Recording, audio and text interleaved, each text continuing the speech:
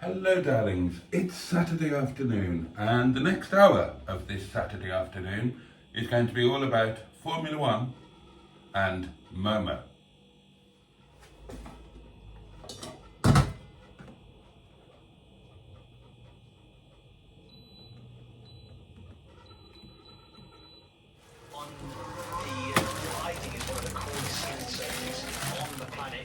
Goes purple in sector 2 on his opening lap. Let's see when he gets up to the third sector. For me, I think the pole position tonight is going to be between one of the McLarens and one of the Ferraris. Just which ones will it be? Will it be Carlos Sainz taking it to Piastri or Norris taking it to Leclerc as we see Sainz? 10. Nice round number. At the moment, we'll have to see how things develop going further into qualifying and especially of course in Q3 with that pole position. Sparks flying from the underside of Lewis Hamilton's Mercedes, who makes his way of almost 80%. It is a bumpy track. The track evolution is high. Is anything going on? Just a bit trying. Can they go? And here we are. He's not able to make it to the sharp end of the grid. Another driver who is also out of qualifying. We lost him earlier on, 8th in the race, but it might not be quite as easy with the car they've got at the moment to progress as much as he did last year. So. Yeah, it certainly will be when Verstappen finish that session. Sneaking into the top 10. He has a habit of doing that, Sam, doesn't he? Fernando Alonso start, throwing ideas around. Colin Pinto can nudge their way up into the top 10 tomorrow.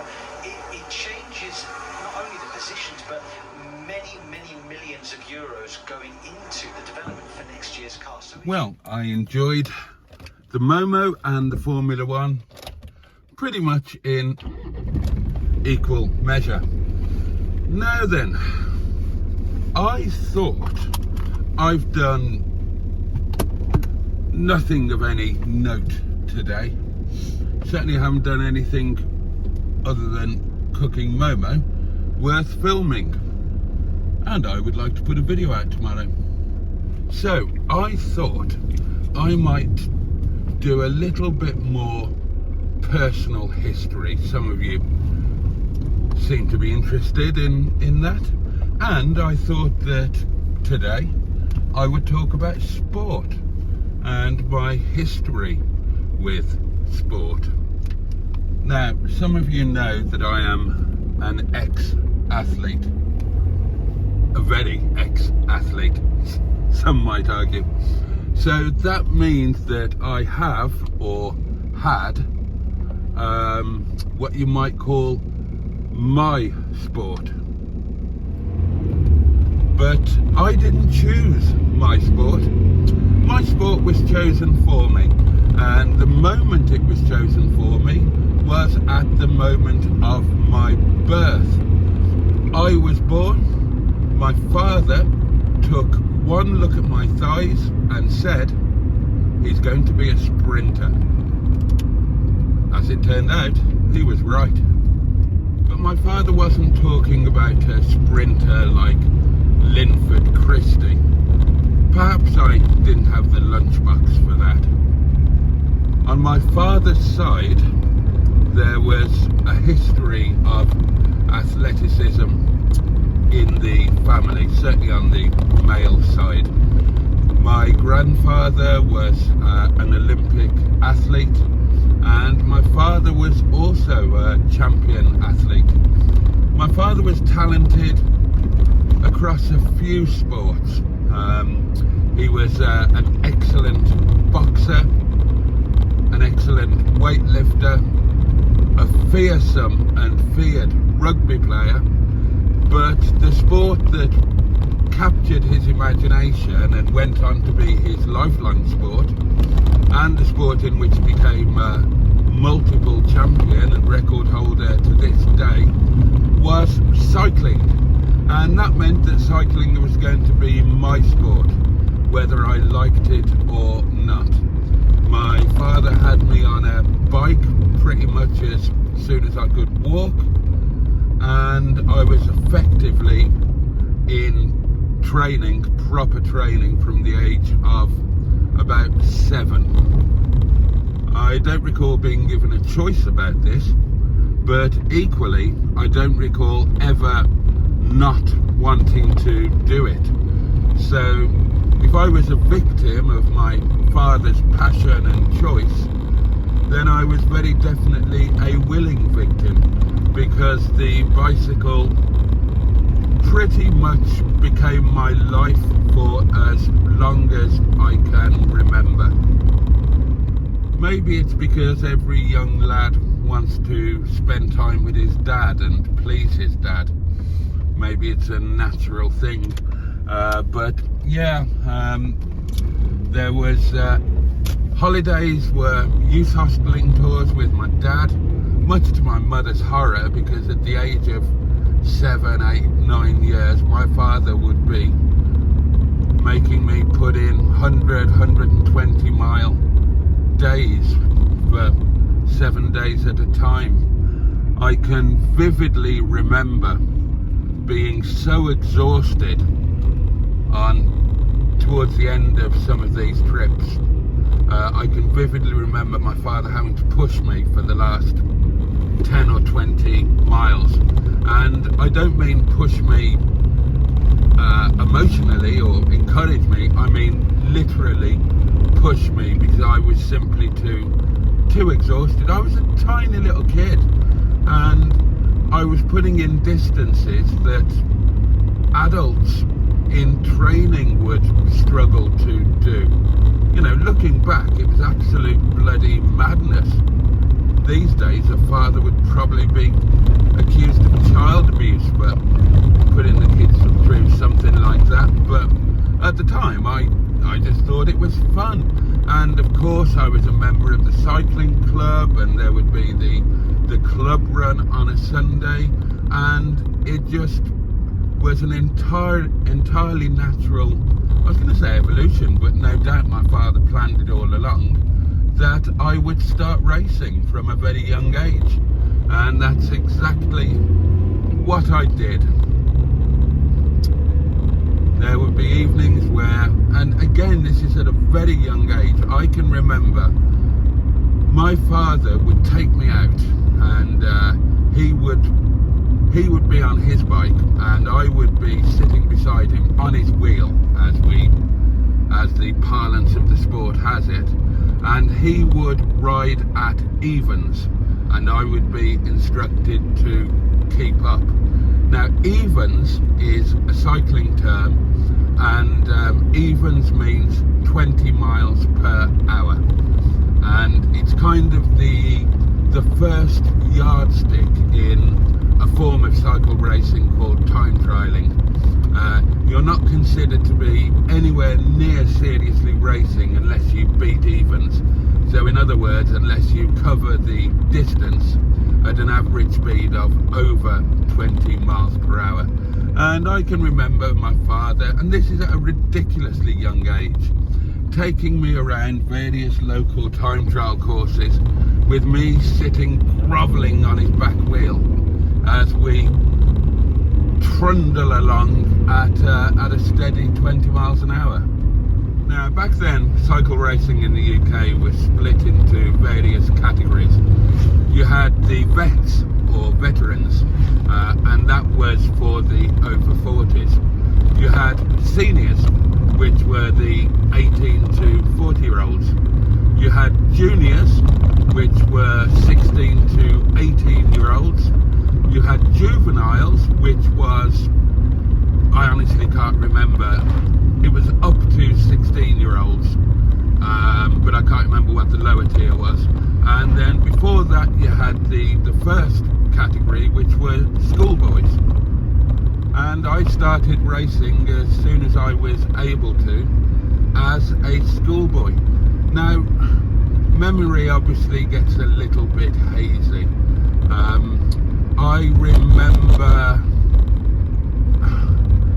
I remember enjoying it, but not being too obsessed by it. And there were other sports as well as I went through. Obviously, I went to school, as we all do, or did.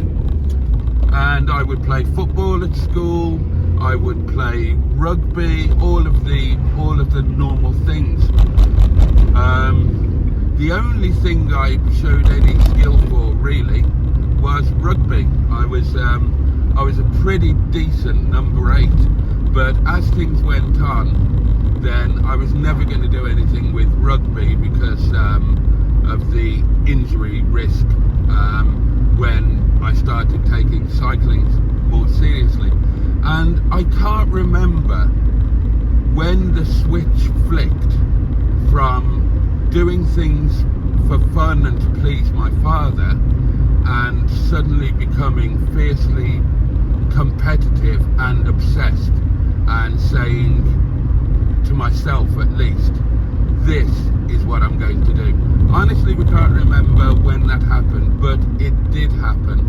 I became fiercely competitive. I became obsessed. I'd love to know what triggered it, or I can't remember an overnight thing. I can't remember a single event. If I had to guess, cycling back then was an incredibly tough sport, and it was done in a very tough way. Now, on a Sunday, when you meet up with the cycling club for a ride, then there were 2 rides. There was what was called the club run, and the club run would be like a 60-mile ride, stopping halfway for tea and toasted tea cakes at a cafe. And the rule with the club run is that it would go at the pace of the slowest member. It was a social thing for people of all ages. And then there was the bash. Now I'm thinking about it, this could have been the moment. It would have been the first time that I went on the bash rather than the club run. Now the bash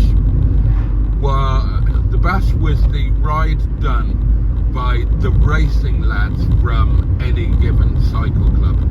So they're not going out to have fun, they're not going out to socialise, they're going out to train, and to train hard. Effectively, it was a race simulation, and bashes were bloody hard work, depending on the time of year. You know, it could be anything up to 120 miles, and it would be run at low race speed, and there was none of this niceties like going at the pace of the slowest member or anything like that. It was a highly competitive thing, and this is where it gets awful. If you were a newbie, then you were bullied, to be honest. These were the days when bullying was acceptable. You know, you went to school, first day at school, you got bullied by the older kids. That's the way it was. Made men of us, darlings. And it was exactly the same on the bash. If there was somebody new on the bash, then words would be had, or even it could be an unspoken thing, and the bash would work them over. You'll think that I'm exaggerating, I promise you I'm not. The goal when a new person went out on the bash was always that they should not make it home. You want to leave them literally lying exhausted in a ditch, and that's exactly what happened to me. I was out first time, and they absolutely slaughtered me. And I remember literally just toppling off my bike into a ditch, too exhausted to move, and I had to get myself together, get myself to a telephone box in those days, and make a reverse charge call to my parents to come and get me. I probably didn't even know where I was.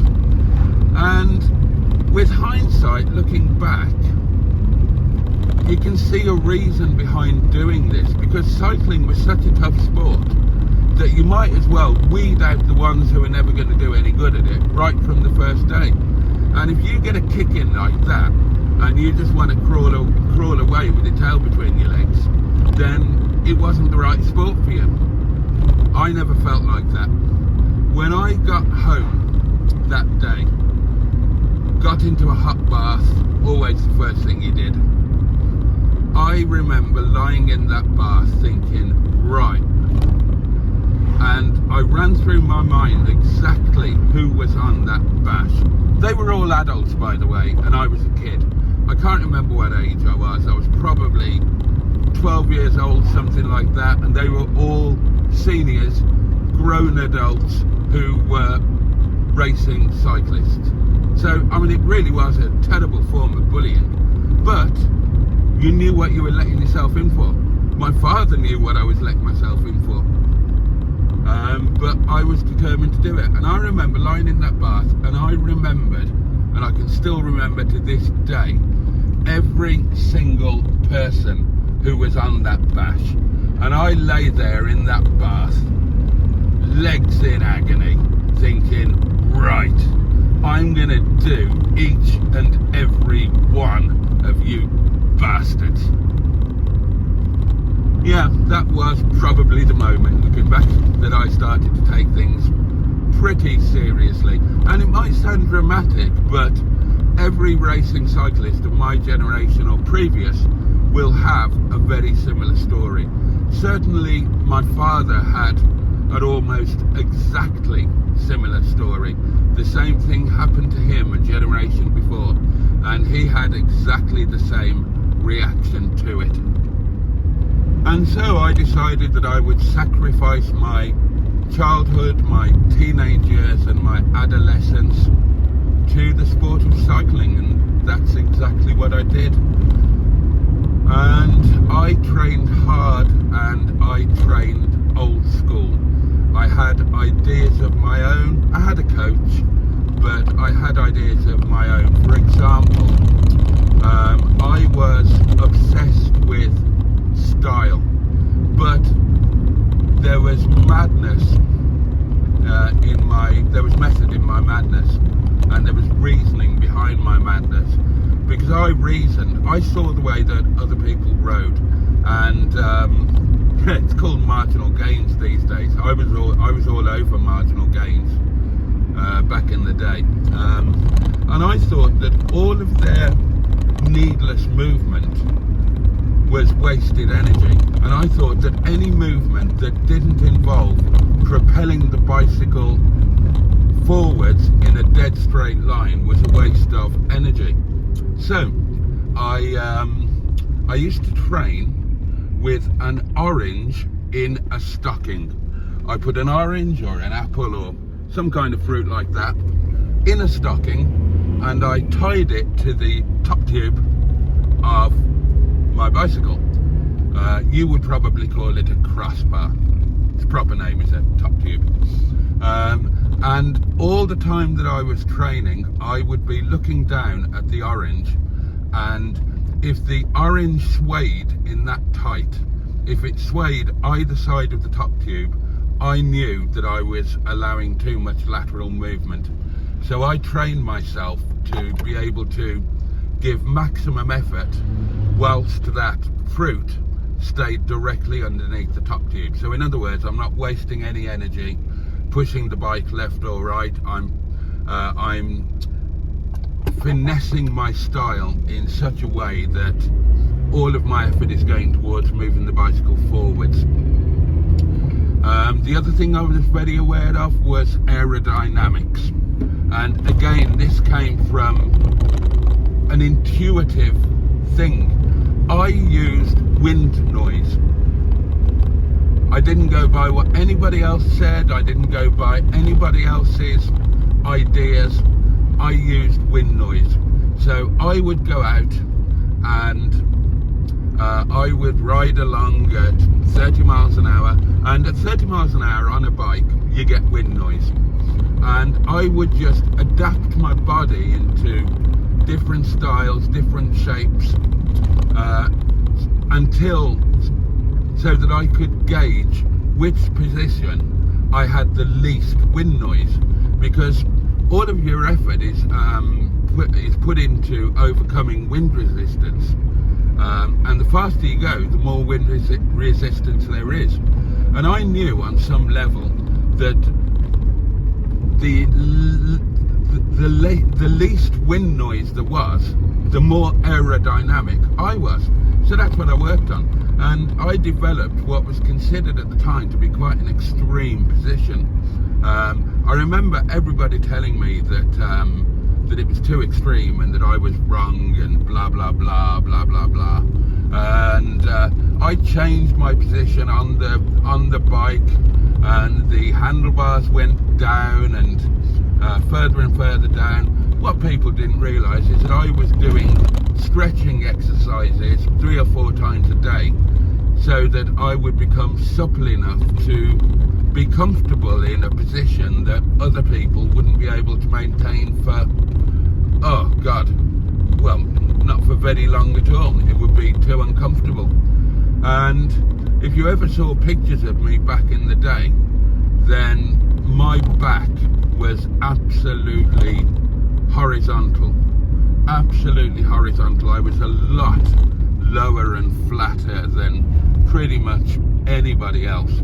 This is obviously in the days before tri-bars, triathlon handlebars as they became known, or anything of that nature. Oh gosh. And that kind of way of thinking carried on throughout my career. I never accepted common wisdom. I was always a bit of a maverick, and I always did things my own way, even to the point of that, you know, jumping forward in years to when I was being paid for doing this and given equipment to ride on. I was given what was considered to be the best frame in the world and the best frame builder in the world, and I thought that it was shocking. Not that it was badly put together, but that it was badly thought out. Now, this is going to be very boring for anybody who doesn't understand cycling, but I'm very tall. I'm 6'5". I've got a 36-inch inside leg, so I needed a very large frame. And I was given this frame, and quite rightly, it had a very shallow seat angle, about 71 degrees. Now, that is sensible, very sensible, because it allows a longer top tube, which allows room for big, long thighs, which I have. However, the frame builder has then thought, right, this frame has got a handle like a racing frame, and it's got a 71 degree seat angle. So I'll give it a 75.5 degree head angle to make the frame a lot quicker and more responsive. Well, that is sheer stupidity, because that just made it bloody unrideable. Unbloody rideable. And I bore with it for a while. Now I thought, oh, bugger this. The frame's bloody unrideable, it's too skittish, it's all over the place. And the main triangle is just too big, it flexes too much. There's got to be a way around this. And that was when I started building my own frames. My father and I, we sketched out that, well, we didn't sketch out, we exactly drew the frames on technical paper on the kitchen table, much to my mother's displeasure. And then we bought the specialist tubing and lugs and whatnot, and we tacked them together, mitered the tubes, blah blah blah, and just took them to a frame builder to glue the metal together, as we used to call it. And I had various ideas about making the frame stiffer. So I would use an extended head tube, an extended seat tube. I would use a sloping top tube, a bent top tube, a curved top tube. And every single one of my ideas within the next 5 years were adopted by the major professional teams around the world. So, you know, I wasn't as daft as I bloody well looked. God, I'm nearly at work. It's time to cut a long story short, although I'm probably a bit too late for that. Okay, so, yeah, cut to the chase. I went through the ESCA system. I raced as a schoolboy, as a juvenile. By the time I became a junior, I was racing at a very elite level. And then in 1989, for the first time, I went out to Europe, and I had very, very successful season and various breakthroughs, and that was the year when I knew that that my future was secure, that I would have a very successful career as a pro cyclist. Everything had come together. I had several natural gifts. Nothing to do with me, they were just gifts that I was born with. I had what was called souplesse and coup de pedale, and I had a very high top end. So, and also allied to that, by the time we got there, then I'd mastered my art. I'd understood that I needed to train at least 50% longer and harder than any of my teammates because of my body type. I am endomorphic rather than ectomorphic. If I trained the same as everybody else, I would not be at my racing weight. I had to go over and above. And everything had just come together, and I was getting the results that said, this is going to be very special indeed. And ironically, it was just after my biggest success of 1989 that I picked up an injury, and that ended my career. It shouldn't have ended my career. It's an injury that needed a relatively minor operation to correct, and would necessitate 3 months off the bike. You do it off season, not too much harm done. Except I had MH, didn't I? Couldn't have the operation. That was that. A childhood, adolescence, teenage lost, and all for nothing. And not unnaturally, I fell entirely out of love with the sport and had nothing to do with it for the next 10 years and had to find things to replace it. I found work. I worked as obsessively as I trained. Famously, I did 9 years from the age of 21 to the age of 30 without a single day off. 9 years, 365 days a year. Yeah, I was obsessive, still am to some degree. And there you go, that is my history with my sport. Do I still love cycling now? No. Do I do it? No. Do I watch it? No. Do I take an interest in it? No. Because my sport doesn't exist anymore. My sport doesn't exist. In my day, it was a sport for brave men, and that all changed in the year of 1991. 1990 was the last year that any major cycle race was won by somebody clean.